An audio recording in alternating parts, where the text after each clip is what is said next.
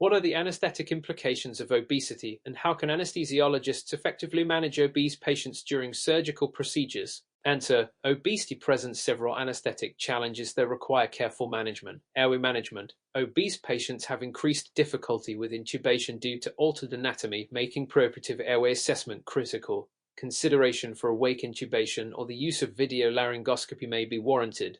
Pharmacokinetics and pharmacodynamics. Obesity alters the distribution of lipophilic drugs due to increased adipose tissue. Dosing may need to be adjusted based on total body weight or ideal body weight, particularly for drugs like propofol or opioids. Respiratory considerations. Obese patients are at higher risk for obstructive sleep apnea and hypoventilation. Positioning, such as the reverse Trendelenburg position, can help improve respiratory mechanics. Postoperative care. Close monitoring in the recovery room is essential, especially for respiratory complications. Protocols for managing pain and sedation should minimize the risk of respiratory depression. Clinical guidelines.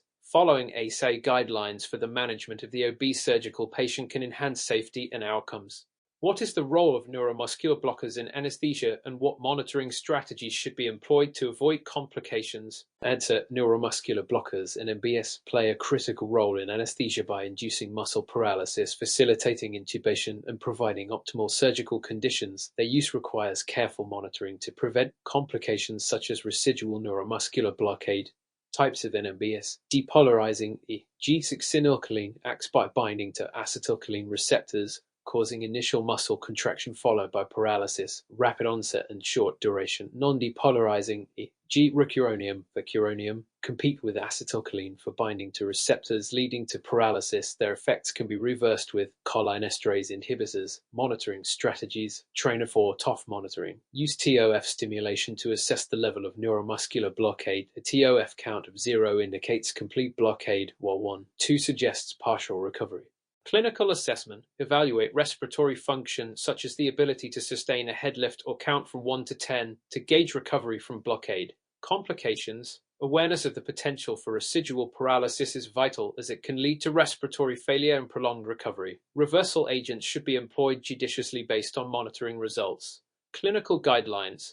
Following the ASA guidelines on neuromuscular monitoring ensures patient safety and optimal outcomes. Explain the significance of the blood-brain barrier (BBB) in the pharmacodynamics of anesthetics and how it influences the choice of anesthetic agents. Answer: the blood-brain barrier (BBB) serves as a selective barrier that regulates the entry of substances into the central nervous system (CNS). The significance of the BBB in the context of anesthetics includes lipophilicity. Anesthetic agents that are highly lipophilic can readily cross the BBB, leading to rapid onset of action. This is crucial for inducing anesthesia quickly. Molecular size. Larger molecules, or those that are highly ionized at physiological pH, have more difficulty crossing the BBB. Therefore, the molecular characteristics of anesthetics influence their effectiveness and speed of action.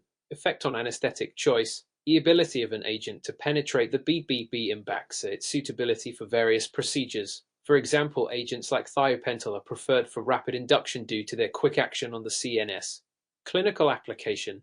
Anesthesiologists must consider BBB permeability when selecting agents for induction and maintenance of anesthesia, particularly in patients with altered CNS function or those requiring rapid recovery. In what ways does renal function influence the pharmacokinetics of anesthetic agents, particularly in patients with pre-existing renal impairment? Answer: renal function plays a significant role in the pharmacokinetics of certain anesthetic agents, particularly those that undergo renal excretion or that have active metabolites. Elimination half-life. Anesthetic agents such as morphine, which is metabolized to active metabolites e.g. morphine 6-glucuronide, may accumulate in patients with renal impairment, leading to prolonged effects and increased risk of side effects. Fluid and electrolyte management. Anesthesia can affect renal perfusion and glomerular filtration rate (GER). Maintaining adequate hydration and monitoring renal function during and after surgery is critical, especially in patients with compromised renal function. Drug dosing adjustments. Doses of certain agents may need to be adjusted in patients with renal impairment to avoid toxicity, particularly for drugs cleared renally, such as some opioids and neuromuscular blockers. Clinical guidelines. The ASA recommends careful monitoring of renal function and appropriate adjustments to drug regimens for patients with known renal issues. Describe the effects of inhalational anesthetics on the cardiovascular system, specifically focusing on their mechanism of action and hemodynamic changes. Answer: Inhalational anesthetics such as sevoflurane and desflurane exert several effects on the cardiovascular system. Mechanism of action. These agents act primarily by enhancing GABA-A receptor activity and inhibiting excitatory neurotransmitters, leading to a decrease in neuronal activity and resultant vasodilation. Hemodynamic changes. Decreased systemic vascular resistance (SVR). Inhalational anesthetics induce vasodilation, leading to hypotension. This effect is more pronounced with agents like nitrous oxide and desflurane. Decreased cardiac output. The combination of decreased SVR and myocardial depression, which can vary by agent, may lead to reduced cardiac output. Potential for arrhythmias. Some inhalational anesthetics can sensitize the myocardium to catecholamines, increasing the risk of arrhythmias, especially in patients with pre-existing cardiovascular disease. How do opioids exert their analgesic effects, and what strategies can be implemented to minimize opioid-related side effects during anesthesia? Answer. Opioids primarily exert their analgesic effects by binding to mu, kappa, and delta receptors in the central nervous system and peripheral tissues. The mu receptor is mainly responsible for analgesia, sedation, and euphoria, while kappa and delta receptors modulate other analgesic pathways. Strategies to minimize side effects. Opioid-sparing techniques. Employ multimodal analgesia strategies that incorporate non-opioid analgesics, e.g., NSAIDs, acetaminophen, and regional techniques to reduce overall opioid requirements. Adjuvant medications. Use medications such as gabapentinoids or local anesthetics adjunctively to enhance analgesia and minimize opioid use. Dosing and timing. Administer the lowest effective dose of opioids and consider the timing of administration to optimize analgesic effects while minimizing side effects. Monitoring and management. Implement rigorous monitoring for respiratory depression and have reversal agents like naloxone readily available to address opioid overdose. Clinical guidelines. The CDC's opioid prescribing guidelines can provide valuable recommendations for opioid use in the perioperative setting. Discuss the differences between ester and amide local anesthetics in terms of metabolism and potential side effects. Answer. Ester and amide local anesthetics differ significantly in their metabolism and associated side effects. Ester local anesthetics, e.g., procaine, cocaine, metabolism, metabolized primarily by plasma cholinestrases, leading to a shorter duration of action. They are also associated with a higher incidence of allergic reactions due to the formation of para-aminobenzoic acid, PABA. Side effects. Potential for systemic toxicity if absorbed into the bloodstream, which may include cardiovascular effects like arrhythmias or central nervous system effects, such as seizures. Amide local anesthetics, e.g., lidocaine, bupivacaine. Metabolism. Metabolized in the liver by cytochrome P enzymes, resulting in a longer duration of action and a lower incidence of allergic reactions. Side effects. Greater risk of systemic toxicity, especially with larger doses or inadvertent intravascular injection, leading to cardiotoxicity or CNS toxicity. Mrs. Taylor, a 68-year-old female with a history of chronic obstructive pulmonary disease, COPD, is scheduled for a cholecystectomy under general anesthesia. What considerations should the anesthesiologist take into account for her anesthetic management? Answer. In managing Mrs. Taylor's anesthesia, the following considerations should be prioritized. Preoperative assessment. A thorough evaluation of her pulmonary function test (PFTS) to assess the severity of her COPD, if possible optimization of her condition, e.g. bronchodilators, corticosteroids preoperatively is crucial. Anesthetic technique. Utilize regional anesthesia techniques, e.g. Norexil anesthesia where appropriate to minimize the risk of respiratory complications. If general anesthesia is necessary, consider using agents that have minimal respiratory depressant effects. Airway management. Given her COPD, there's a higher risk of airway reactivity. Plan for potential difficulties with intubation and consider using a smaller endotracheal tube to facilitate airflow. Ventilation strategy. Use lung protective ventilation strategies, including low tidal volumes and careful monitoring of end tidal co to avoid hypercapnia and respiratory acidosis. Postoperative care. Ensure proper postoperative monitoring for respiratory distress and plan for appropriate pain management that minimizes respiratory depression. Explain the pharmacokinetics and pharmacodynamics of propofol and its implications for anesthetic management. Answer. Propofol, an intravenous anesthetic, exhibits rapid onset and short duration due to its high lipid solubility, allowing for rapid brain uptake and subsequent redistribution to peripheral tissues. Pharmacokinetics. Propofol is metabolized predominantly in the liver through conjugation and undergoes phase-I metabolism. Its clearance is influenced by hepatic blood flow, and the context-sensitive half-time is relatively short compared to other anesthetics, making it suitable for outpatient procedures. Pharmacodynamics. Propofol acts primarily as a GABA-A receptor agonist, enhancing inhibitory neurotransmission, which leads to sedation and hypnosis. Side effects may include hypotension and respiratory depression, which are critical to monitor during administration. Clinical implications. Awareness of these properties helps anesthetists tailor dosing regimens and monitor patients effectively, especially during transitions between sedation and deep anesthesia. What are the physiological implications of the Frank-Starling mechanism on cardiac output during general anesthesia? Answer: the Frank-Starling mechanism describes the relationship between stroke volume and end-diastolic volume preload. During general anesthesia, several factors can alter preload, such as vasodilation caused by anesthetic agents, which decreases systemic vascular resistance and potentially lowers venous return. As a result, cardiac output may decrease if the heart cannot adequately compensate for reduced preload. Additionally, some anesthetics may depress myocardial contractility, further impairing the heart's ability to respond to preload changes. Clinical relevance. Understanding these dynamics is crucial for managing hemodynamics in anesthetized patients, particularly those with pre-existing cardiovascular conditions. Monitoring techniques such as central venous pressure (CVP) or pulmonary artery catheterization can help assess preload and guide fluid management.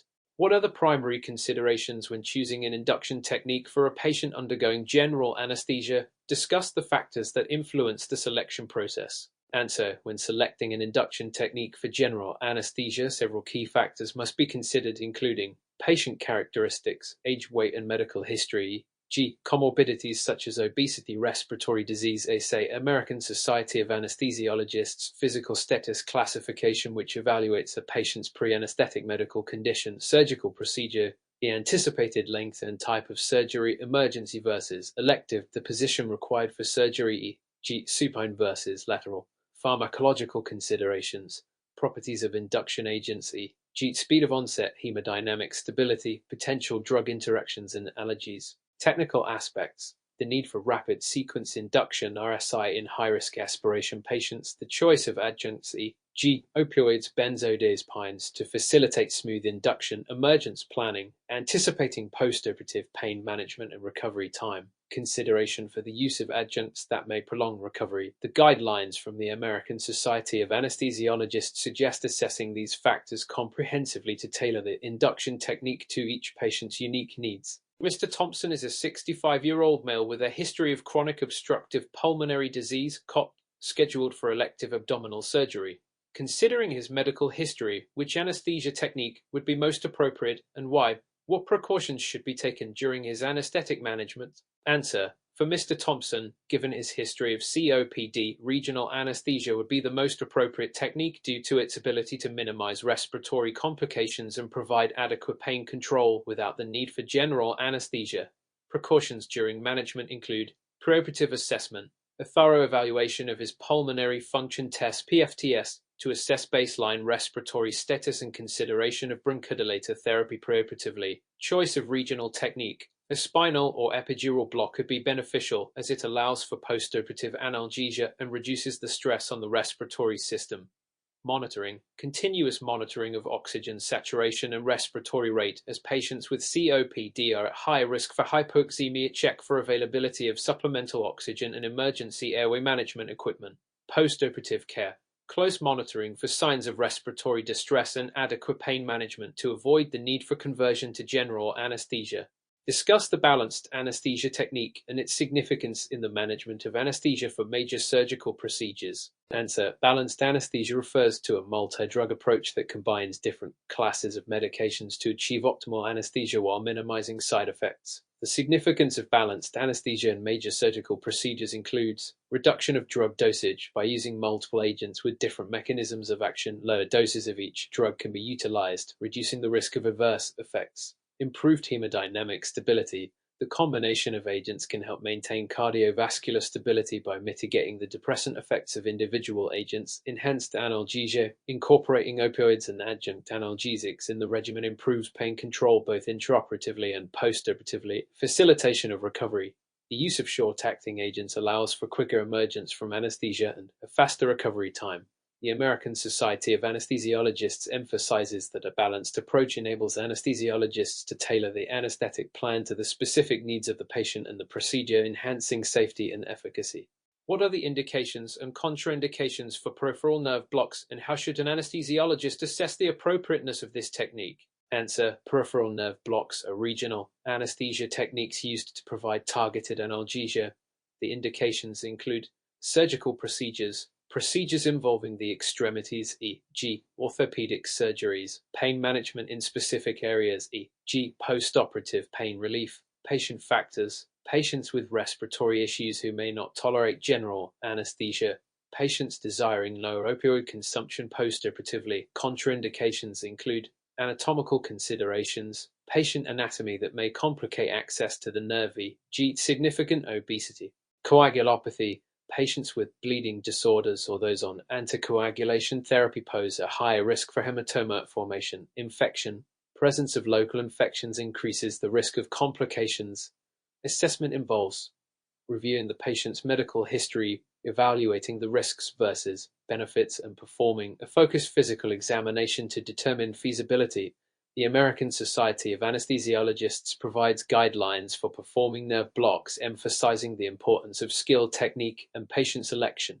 Explain the process of monitoring depth of anesthesia using the bispectral index (BIS) monitor and its relevance in clinical practice. Answer: the bispectral index (BIS) monitor assesses the depth of anesthesia by analyzing electroencephalographic data. The process includes electrode placement. Electrodes are placed on the patient's forehead to record brain activity. Data analysis. The BIS algorithm processes the EEG signals to generate a numerical score 0100 indicating the level of consciousness and sedation. Interpretation of scores. Scores below 60 generally indicate a state of adequate anesthesia, while scores above 80 suggest light sedation or consciousness. Relevance in clinical practice. BIS monitoring assists anesthesiologists in titrating anesthetic agents more accurately, reducing the risk of intraoperative awareness and postoperative delirium.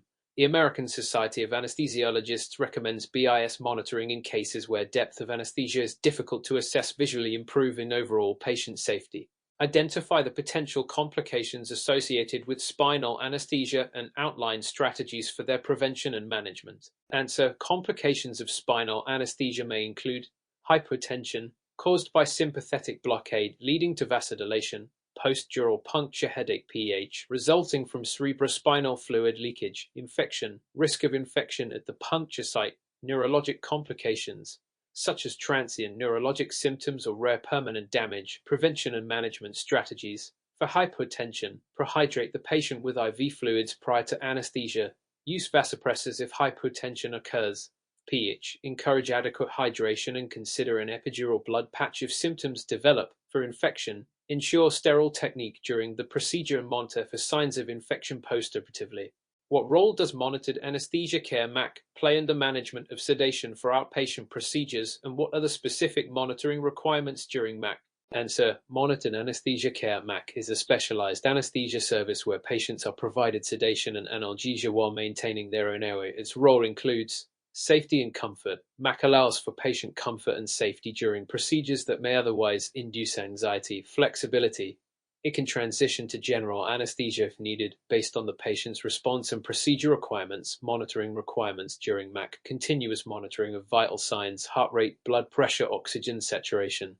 Assessment of sedation levels using standard scales, e.g., Ramsay sedation scale. Availability of emergency equipment and personnel trained in airway management. The American Society of Anesthesiologists sets forth guidelines that mandate continuous monitoring to ensure patient safety during MAC, especially as sedation levels may change rapidly.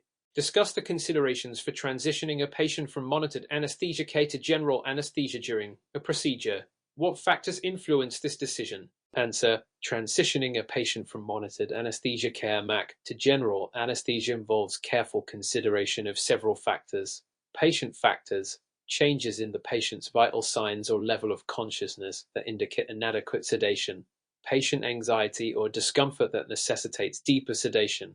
Procedural factors: Intraoperative events such as unexpected complications or a need for more extensive surgical intervention, changes in the surgical approach that require complete unconsciousness for safety, monitoring, and assessment. Continuous monitoring must be in place to assess the patient's response to sedation and the need for further anesthetic intervention.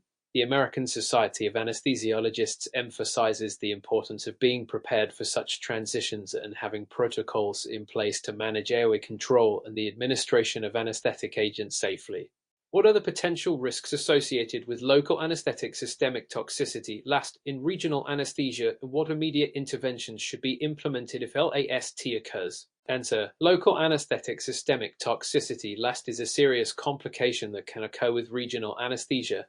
The potential risks include central nervous system toxicity. Symptoms may range from tinnitus, agitation, and seizures to respiratory depression and coma. Cardiovascular toxicity. Manifestations can include arrhythmias, hypotension, and cardiovascular collapse. Immediate interventions for LAST: airway management. Ensure pattern airway and provide oxygen as needed. Seizure control. Use benzodiazepines e.g. midazolam for seizure management. Cardiovascular support.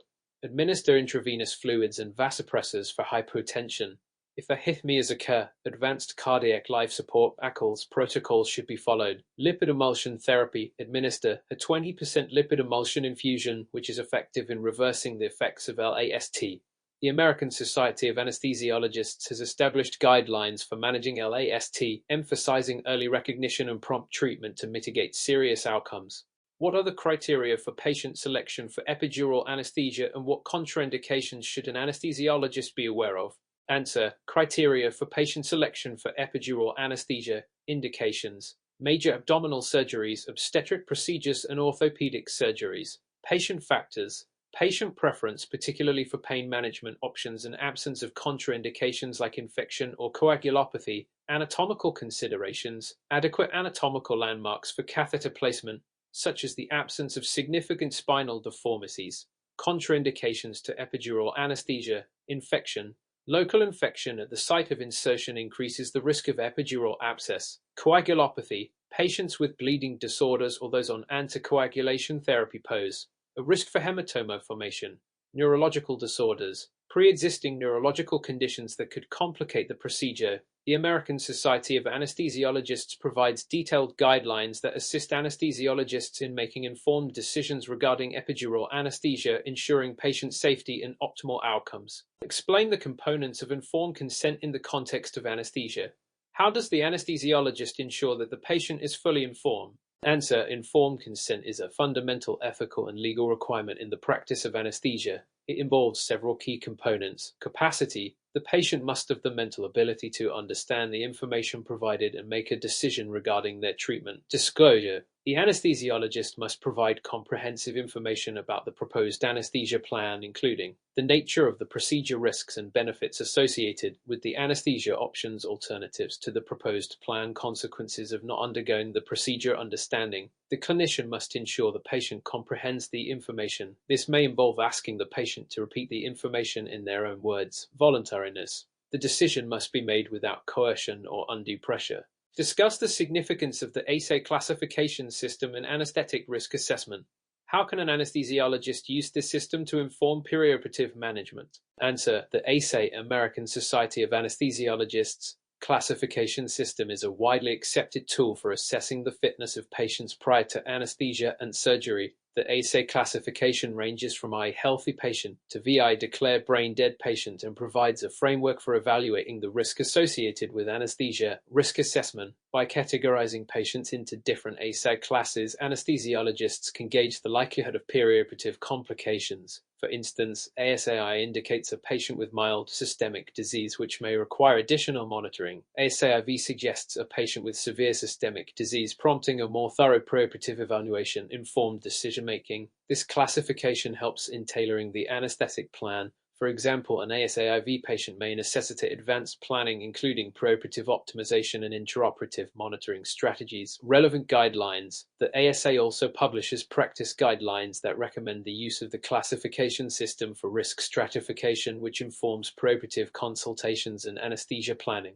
Mrs. Thompson is a 65-year-old woman with a history of hypertension and obesity, classified as SAEI. She is scheduled for elective knee surgery under general anesthesia. What considerations should the anesthesiologist address when formulating her anesthetic plan? Answer: when formulating an anesthetic plan for Mrs. Thompson, the anesthesiologist should consider several factors. Preoperative optimization: address her hypertension by ensuring it is well controlled before surgery. This may involve coordination with her primary care physician. Obesity-related challenges: given her obesity, the anesthesiologist must consider airway management, increased risk of difficult intubation necessitating alternative airway strategies, e.g., use of video laryngoscopy. Drug dosing: adjustments may be needed for anesthetic agents due to altered pharmacokinetics and pharmacodynamics in obese patients. Intraoperative monitoring: implement advanced monitoring techniques such as capnography and temperature monitoring, as obese patients may be at high risk for hypoxemia and hypothermia. Postoperative considerations: plan for enhanced recovery protocols to mitigate complications such as postoperative nausea and vomiting, which can be more prevalent in this demographic. Describe the process and importance of comprehensive history taking in the preoperative assessment of patients. Answer: comprehensive history taking is a critical aspect of the preoperative assessment as it provides essential information for risk stratification and anesthetic planning. Key elements include medical history, inquiry into past medical conditions, particularly those that may affect anesthesia, such as cardiac disease, respiratory disorders, neurological conditions, surgical history, previous surgeries and any complications associated with anesthesia in the past, e.g., postoperative nausea and vomiting, drug allergies, detailed documentation of any known drug allergies and reactions, which is crucial for avoiding adverse events during anesthesia. Social history: understanding the patient's lifestyle factors such as smoking or alcohol use, which can significantly impact anesthesia outcomes. Family history: gathering information about familial conditions related to anesthesia such as malignant hypothermia or porphyrias. What are the key differences between multimodal analgesia and traditional analgesic approaches in the context of anesthesia management? Answer: multimodal analgesia involves the use of multiple analgesic agents and techniques to achieve better pain control while minimizing opioid use, leading to improved outcomes. Key differences include mechanism of action. Traditional approaches often rely heavily on opioids, which act primarily on central opioid receptors, leading to potential side effects such as sedation and respiratory depression.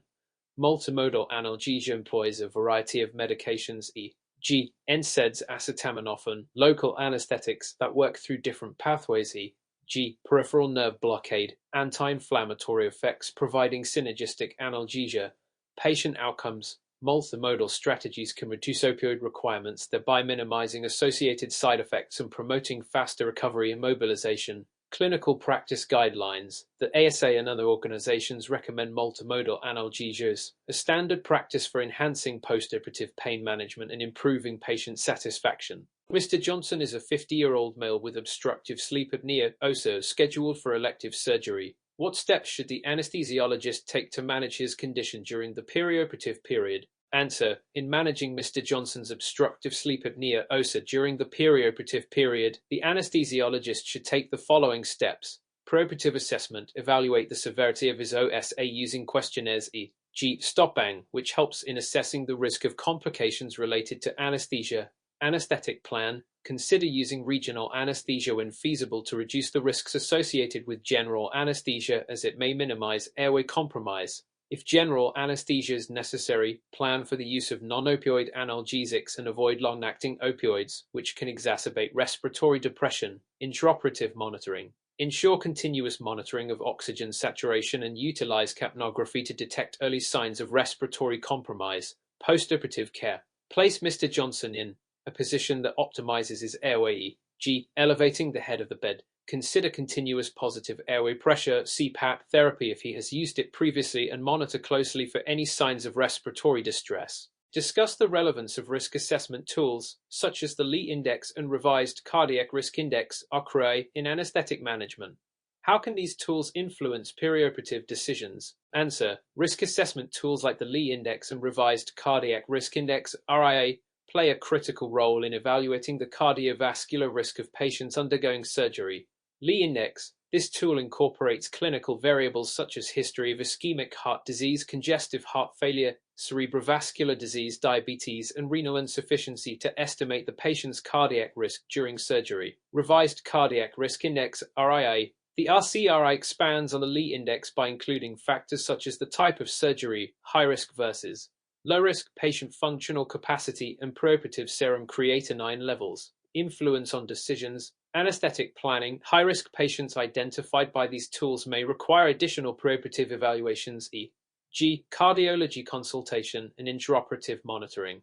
Postoperative care. These tools may dictate the intensity of postoperative monitoring and interventions to mitigate cardiac complications, thereby improving overall patient outcomes.